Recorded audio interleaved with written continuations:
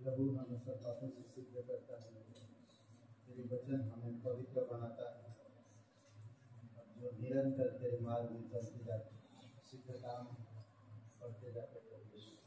धन्यवाद तेरे विकार महिमा करो, जीवित करा करने परमेश्वर हमेशा का तू राजा है, एक दिन हमेशा तेरी ही महिमा करते रहे। धन्यवाद इस योग्य बनाने के लिए तो उठा कर तेरी महिमा करते हैं, दयालु और करुणा परमेश्वर। धन्यवाद आपका प्रेम, धन्यवाद आपकी बलिदान, धन्यवाद हमारी पापों को क्षमा करने के लिए, धन्यवाद हमें नया जीवन देने के लिए।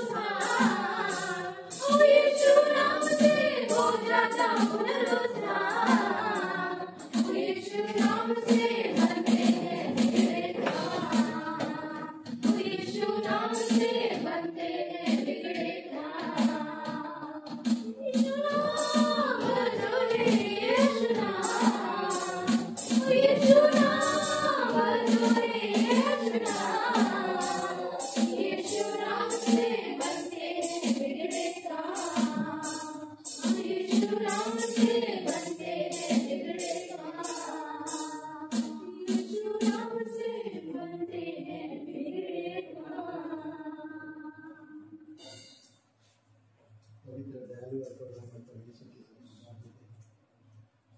धन्यवाद देते प्रभु यीशु के हर चीज नया बनाता है, संभालता है, मजबूत बनाता है।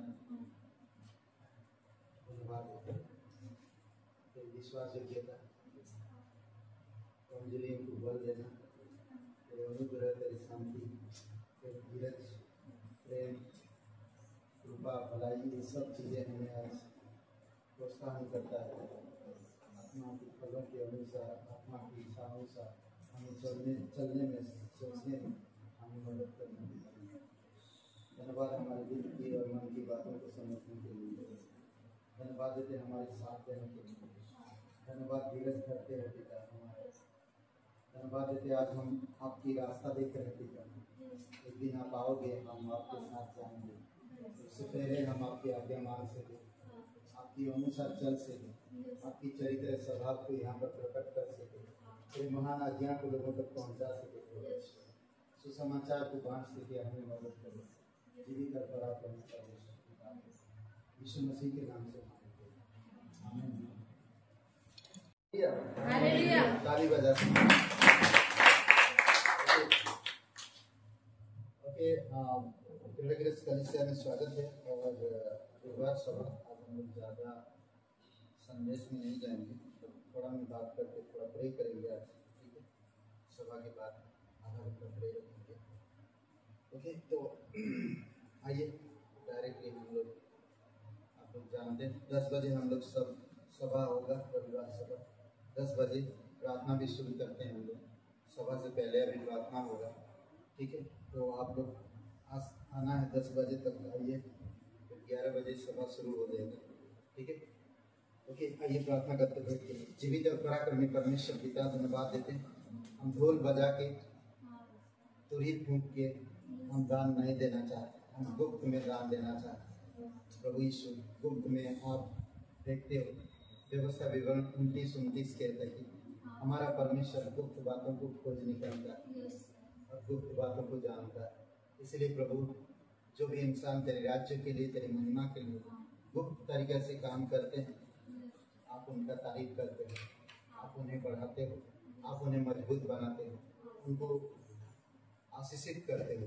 धन्यवाद देते हो, तेरी स्तुति महिमा करो, यीशु मसीह के नाम से मांगते हैं, आमीन।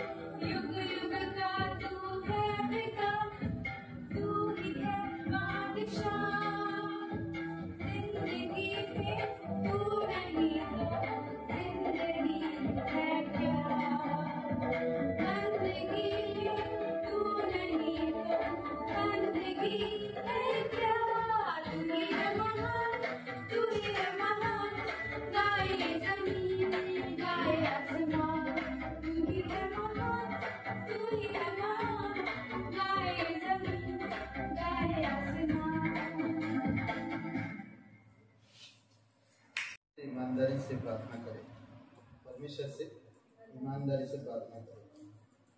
और एक वचन पढ़िए, मत्ती का 7:10-11, मत्ती 7:10-11 वचन। आइए प्रार्थना करते हैं, वचन पढ़ लीजिए फिर प्रार्थना करते हैं।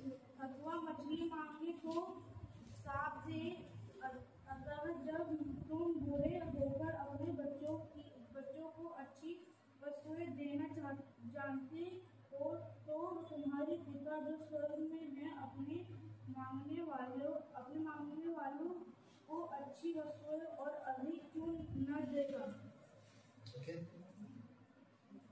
पिता परमेश्वर को विष्णु से धन्यवाद देते, आपकी स्तुति महिमा करते हैं। दयालु और करुणामय परमेश्वर, सारा महिमा आपको देते हैं। धन्यवाद देते इस समय को, इस सभा के पिता तेरे चरणों पर यीशु मसीह के नाम से मांगते हैं, आमीन। ओके, कुछ बातें हैं जो मैं बताना चाहता, ईमानदारी से कैसे प्रार्थना करना। ओके, याकूब का जीवन को अगर हम देखते हैं, याकूब धोखेबाज था, कामकाज नहीं करता था, माँ का लाडला था, करेक्ट। और क्या बोल सकते, धोखा देने वाला, झूठ बोलना, धोखा देना, सब कुछ था उसके पास। और आशीर्वाद कैसा लिया उसके पिताजी से? धोखे से, करेक्ट। और उसके बड़े भाई का पद कैसा लिया? पहलोठा पद, धोखे से। सब चीजें उसने धोखे से हासिल किया। पर अब उसको डर लगा। कभी कभी हम लोग झूठ बोलकर या फंसाकर कोई चीजें लाते हैं तो हमारे अंदर एक डर होता है।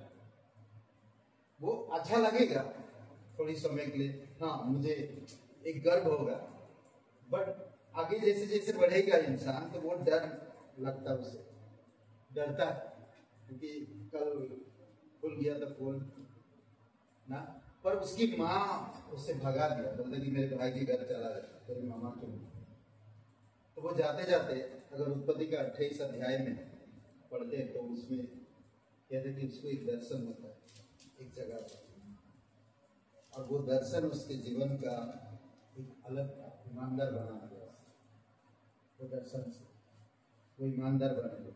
उसने कहा परमेश्वर से, मैं जो दर्शन देखा हूं, अगर यदि तू परमेश्वर मेरे साथ रहे, मुझे आशीष दे, तो मैं जब लौटूंगा इस जगह पे मैं तेरी महिमा करूंगा। और उस जगह पे एक पत्थर गाड़ा और फिर आगे फिर, और हम देख सकते हैं उसके जीवन में बहुत ईमानदार हो गया, परमेश्वर का भय रखने वाला और ईमान में काम करने वाला, कभी भी कोई चीज में गलत नहीं किया। उसके साथ गलत होता गया, जिस तरह उसने गलत किया था उसके साथ गलत होता गया, पर परमेश्वर उसके साथ था। अब सेम हम वही चीज यीशु के जीवन में भी हम देख सकते हैं। यीशु भी अपने भाइयों से सताया हुआ था, भाई लोग उससे प्यार नहीं करते थे, उसका पिता का लाडला था, माँ का दुलारा था, करेक्ट। पर भाई, बड़े बड़े भाई उससे कोई प्यार नहीं करता था। क्यों? क्योंकि पिता याकूब का बेटा ना, याकूब उससे प्यार करता था, इसीलिए उसके भाई लोग जलते थे। तो कई बार हमारे जीवन में भी ऐसा कुछ चीजें अगर जलन है तो परमेश्वर नहीं सुनता है। परमेश्वर उसी इंसान के साथ रहता है जो नम्र है, जो ईमानदार है। आज हम सोचते हैं हमारे बच्चे बेस्ट हो, हमारी बच्चों को बेस्ट चीजें मिले, बट परमेश्वर चाहता है कि हम ईमानदार से करें। यीशु ने हमारे लिए परमेश्वर के साथ एक पुनर्स्थापित रिश्ता बनाना संभव बनाया। हम परमेश्वर के साथ हमारा रिश्ता नहीं था, पर यीशु मसीह ने पुनर्स्थापित किया एक रिश्ता। आदम से जब हम देखते हैं एक रिश्ता टूट चुका है, परमेश्वर के साथ कोई रिश्ता नहीं था, पर यीशु मसीह के आने के बाद दोबारा वो रिश्ता को स्थापित किया गया, बनाया गया। आज हम हे अब्बा, हे पिता कहकर पुकार सकते हैं। अगर मत्ती की किताब में जिस तरह हम लोग बात कर रहे हैं ना, अगर वो मछली मांगे तो क्या हम उसे साफ दें? हम बुरे होकर अपने बच्चों को अच्छी चीजें दे सकते हैं, तो हमारा पिता जो स्वर्ग में है वो क्यों ना अच्छी वस्तुएं देगा।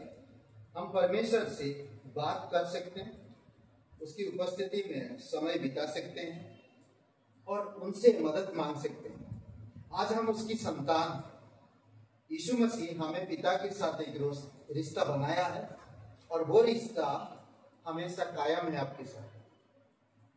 परमेश्वर से हम बात कर सकते हैं, उसकी उपस्थिति में हम समय बिता सकते हैं, उनमें हम मदद मांग सकते हैं, क्योंकि विश्वासियों के रूप में, हम विश्वासी होने के नाते हम उसके पुत्र और पुत्रियां कहलाते हैं।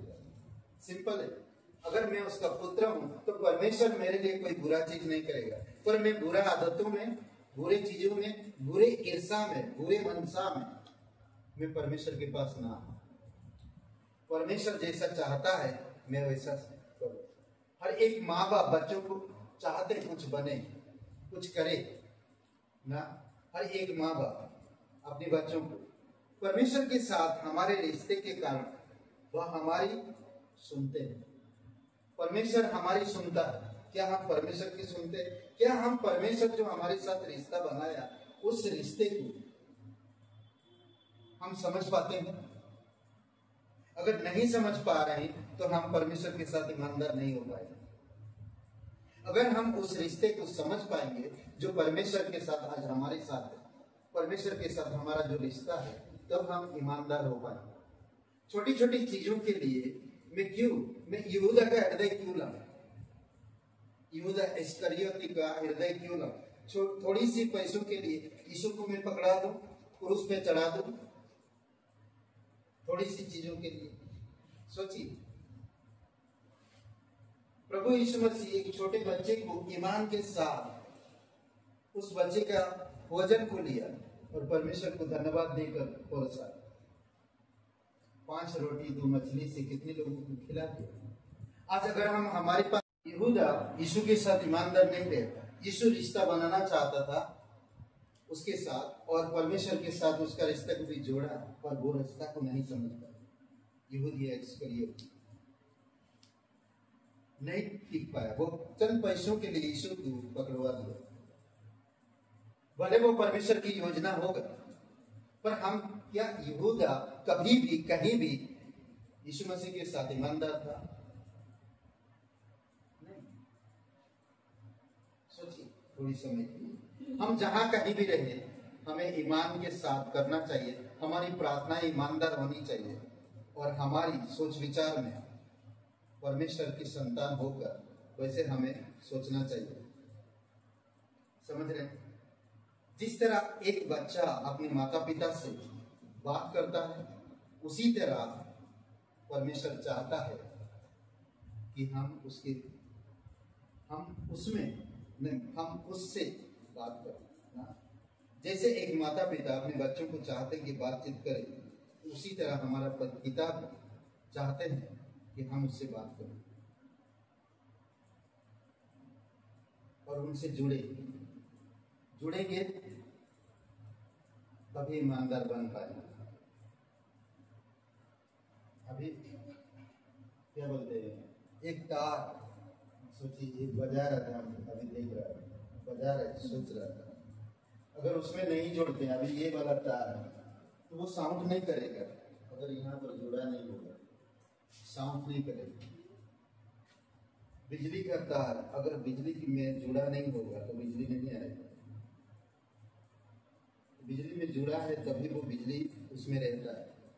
ये साउंड वहां पर जुड़ा है तभी वो बज पा रहा है, नहीं तो उसका कोई मतलब नहीं। समझ?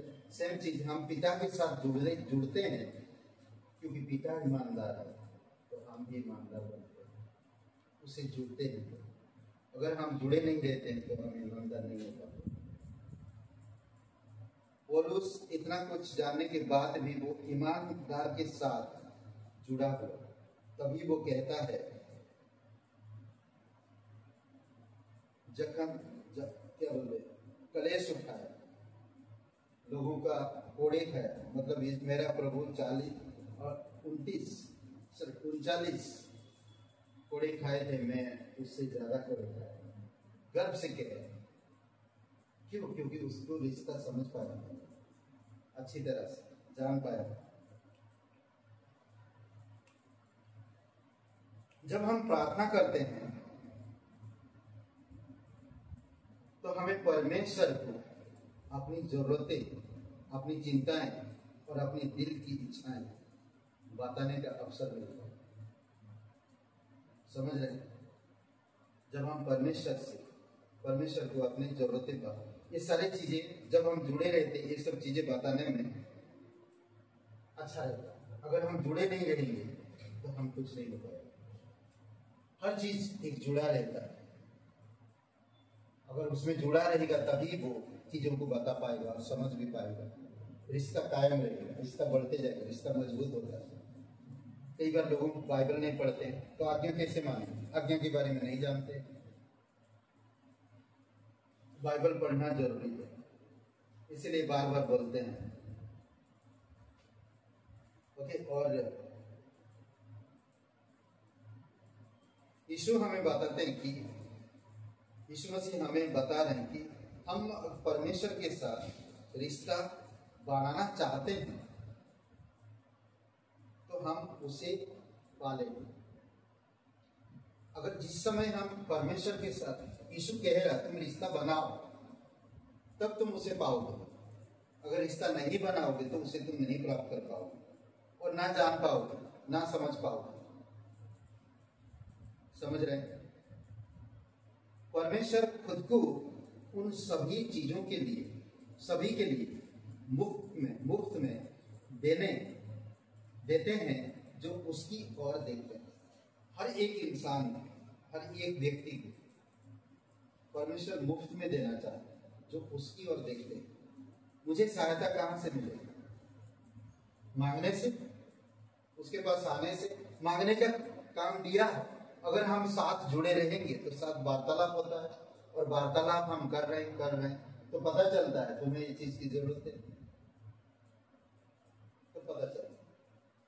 हम जानते हैं 2010 में 2011 में जब पास्टरकाल यहाँ पर एक मिशन ट्रिप लेकर आए थे सारे स्टूडेंट को लेकर, उससे पहले एक व्यक्ति ने मुझे कहा था कि तुम्हें अगली साल तक बाइक हो जाना चाहिए। हम साइकिल में सरकाई कर रहे हैं, हमने कभी मांगा नहीं परमेश्वर से, बाइक के बारे में कभी मांगा नहीं, क्योंकि परमेश्वर को पता है उसे क्या चीज की जरूरत है। किसी ने कहा था मुझे ऐसे ही सिंपल तरीके से कहा था तुम्हें अभी बाइक की जरूरत है। मैं साइकिल में जाता था, उनको मिलता था, बातचीत करते थे, वो मुझे कहा तुम्हें आने वाले साल तुम्हें बाइक मिलेगी 100%, क्योंकि परमेश्वर तुम्हारी जरूरतें जानता है। मैं चुप था, कुछ नहीं बोला। 2011 पास्टरकाल मिशन ट्रिप लेकर आए तो पास्टरकाल स्वयं बोले कि तुम्हें बाइक की जरूरत है। मैंने मांगा नहीं था, मैं बोला पास्टर चल रहा चलेगा, मैं करूंगा, अब परमेश्वर ताकत दे रहा है, जब आएगा तो आएगा। तो 2012 में बाइक आया, मैंने मांगा नहीं। तो ये कुछ चीजें हैं जो हम लोग समझ सकते हैं और जान सकते हैं। परमेश्वर के साथ रिश्ता जब रखेंगे या रिश्ता बनाएंगे तभी आप उसे जान पाएंगे कैसा है वो। अगर आप जुड़े रहेंगे तो आप जो भी चीजें कहेंगे वो समझ पाता है इंसान। देखिए, किसी के साथ वार्तालाप करने से हल निकलता, अगर नहीं करेंगे तो हल नहीं निकलेगा। सिंपल। गॉड के साथ हम वार्तालाप करेंगे परमेश्वर के साथ तो हल निकलेगा नहीं। भजन संहिता 119 और वचन 9, जवान अपनी चाल चलन कैसे सिद्ध रखेगा, करेक्ट कैसे रखेगा?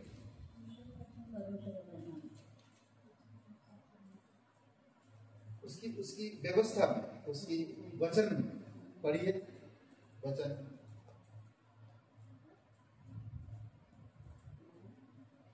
9 वचन। जवान अपनी चाल को किस उपाय से शुद्ध रखे, तेरे वचन के अनुसार सावधान रहना। ओके, उसकी वचन पढ़ रहे हैं, परमेश्वर से वार्तालाप कर नहीं। परमेश्वर ने कहा मुझे सावधान रहना, नहीं मुझे ये झूठ नहीं बोलना, मुझे नहीं ये गलत है, 1 रुपया भी 10 रुपया भी गलत है नहीं।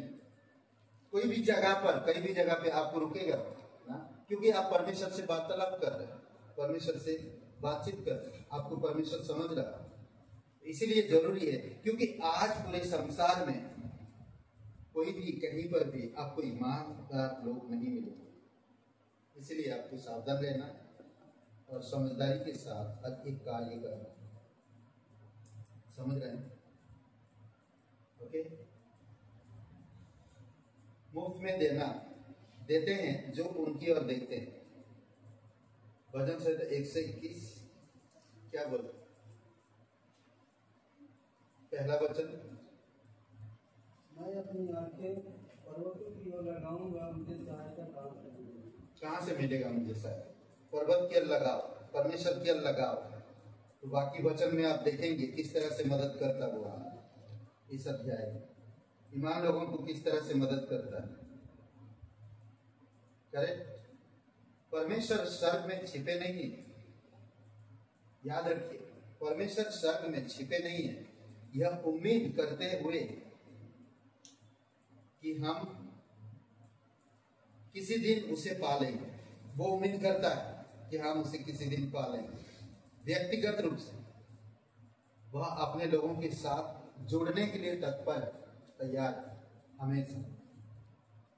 इसलिए जरूरी है हम ईमान के साथ उसके पास आए।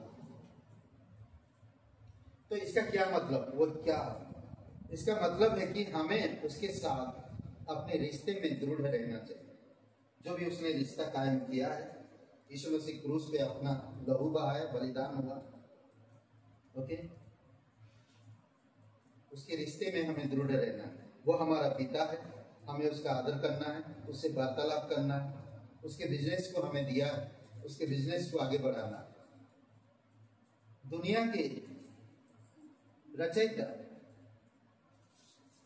दुनिया के बनाने वाला या दुनिया के रचयिता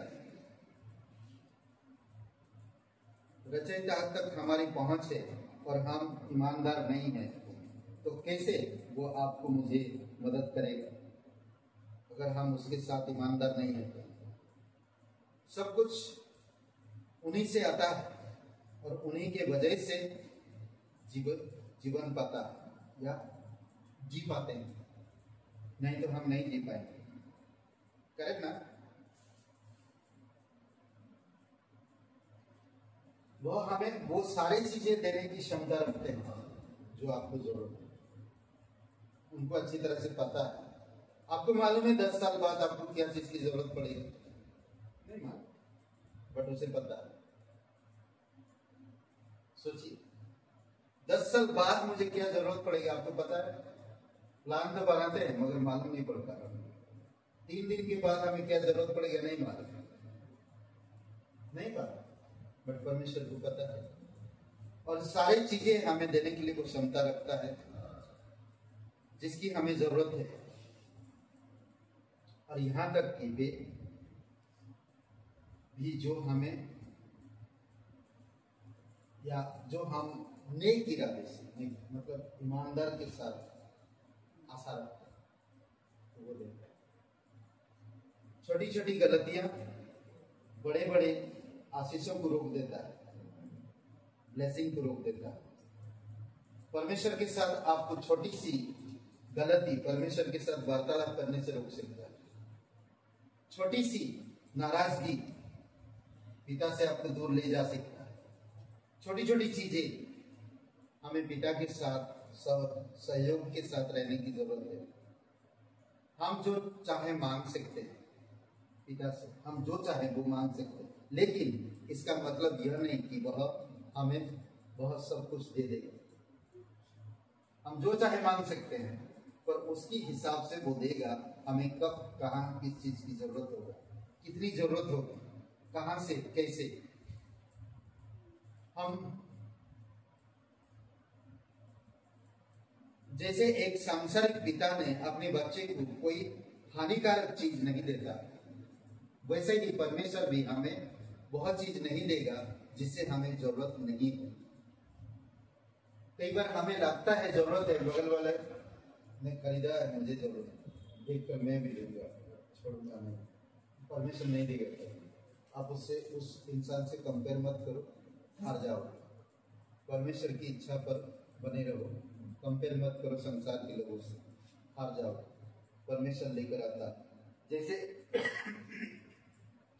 सांसारिक पिता मछली मांगा तो मछली दिया, सांप नहीं दिया। अगर मछली मांगा उसको सांप दे देता तो क्या होगा? सांप उसको काट पाए नहीं। अंडा मांगा अगर बिच्छू दिया तो क्या होगा? भाई वो दोबारा कभी पिता के पास जाएगा नहीं मांगने के लिए। अरे भैया पिताजी हमारे बिच्छू दे दो। नहीं था मम्मी पिताजी से तुम बोलो नहीं। मैं पिताजी से कभी नहीं मांगा था कोई चीज, मैं मामी को आगे करता, माता जी को आगे, क्योंकि पिताजी बहुत बिकते थे, मांगने की साहस नहीं होता था। ओके, मैं बंद करने से पहले कभी कभी हम परमेश्वर से चीजें इसलिए नहीं मांगते क्योंकि हमें ऐसा करने पर अपराध बोध हो सकता है। बोलते कि ये सब चीजें मांगेंगे तो अपराध हो सकता है। कई बार लोग नहीं मांगते इसी वजह से, पर अपराध नहीं हो सकता। लेकिन परमेश्वर वास्तव में चाहता है कि हम उसके पास आए और उसके साथ रिश्ता बनाए, उससे बात करें।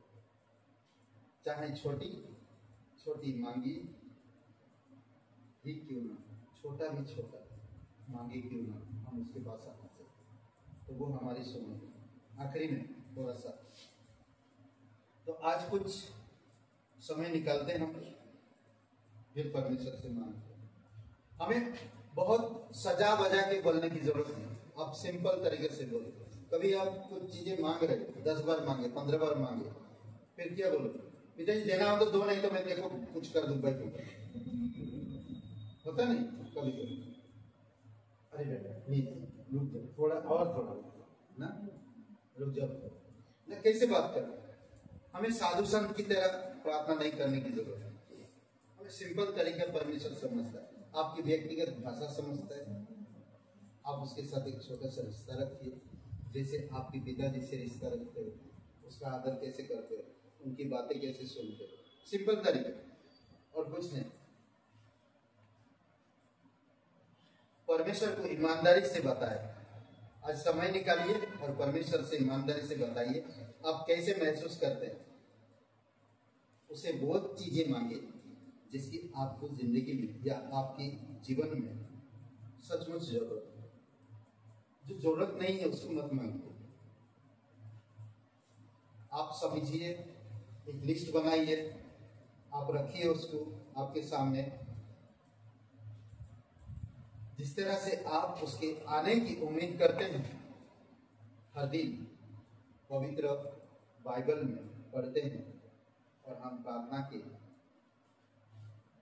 जरिए उसके साथ एक रिश्ता बनाते हैं, उम्मीद कर रहे हैं वो आएगा, तो हम रिश्ता क्यों नहीं बना रहे ना? प्रार्थना के द्वारा हम रिश्ता बना सकते हैं उसके साथ। और वो भी उम्मीद करते हैं, मेरे लोग मेरे पास आए जो आज दुख कष्ट तकलीफ, वो भी इंतजार कर रहे हैं, समय आएगा, मैं अनुग्रह में हूँ, अनुग्रह दे रहा हूँ, और भी लोग बचेंगे, मैं उनका इंतजार कर रहा हूँ। ईमानदारी से प्रार्थना करें, ठीक है? आइए प्रार्थना करते हैं, थोड़ा गोल हो जाइए, बैठ जाइए, प्रार्थना कर लेते फिर आगे बढ़ते। पिता परमेश्वर प्रभु यीशु धन्यवाद देते, तेरी स्तुति महिमा करते हैं, जीवित और बड़ा करने परमेश्वर। आज विश्वासी भाई बहन है, आप जहाँ कहीं भी आपको बहुत लंबी चौड़ी प्रार्थना करने की जरूरत नहीं। जैसे आप एक दोस्त के साथ बातें करते हो, जैसे आप माता पिता से बातें करते हो, उसी तरह से आप पिता के साथ भी रिश्ता रख सकते हो। पिता से आपकी जरूरत चीजें मांगो, परमेश्वर आपकी सुनेंगे, जरूर सुनेंगे। आप उसके साथ रिश्ता जोड़ के जितना आप करीब रहोगे उतना आप उसे समझ पाओगे, जान पाओगे, और आपका रिश्ता मजबूत होता जाएगा। और परमेश्वर बिना मांगे आपको देगा। जब हमारा रिश्ता बढ़ता है तो बिना मांगे जब जरूरत पड़ता है चीजें मिलता है, बिना मांगे बिना जीत किए वो चीजें मिलता है। प्रभु यीशु आप हमें मदद करो कि हम आपके साथ एक अच्छा रिश्ता बना सकें, आपके करीब आ सकें, आपके वचनों को, पवित्र शास्त्र को बोल के पढ़ सकें, रिश्ता रख सकें, पवित्र धार्मिकता और नजदीक रिश्ता रख सकें। धन्यवाद देते, जय जयकार महिमा करते, राजाओं का राजा, प्रभुओं का प्रभु, सर्वशक्तिमान परमेश्वर, धन्यवाद देते। कोई भाई बहन आप नहीं जानते इस जीवन के अंत के बाद कहाँ बिताएंगे, परमेश्वर आपसे प्यार करता है।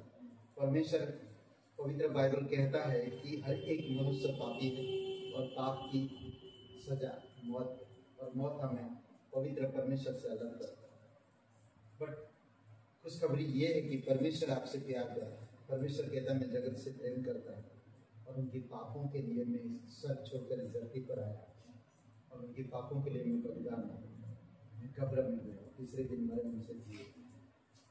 अब जो कोई भी इंसान प्रभु यीशु मसीह के बलिदान पर विश्वास करता है, अपने पापों को मान लेता है, वो उद्धार पाता है।